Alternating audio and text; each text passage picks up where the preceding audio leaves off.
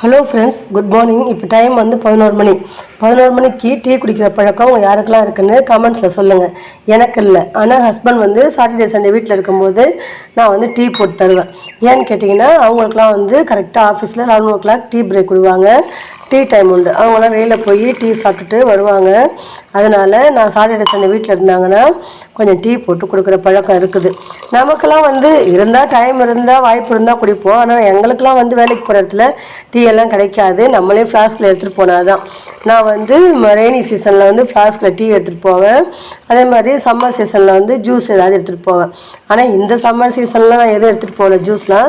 ஏன்னா நம்ம உடல்நிலை வந்து சரியில்லை. அதனால் அந்த மாதிரி நீங்களாம் யாரெல்லாம் எடுத்துகிட்டு போய் சாப்பிடுவீங்கன்னு கமெண்ட்ஸில் சொல்லுங்கள்.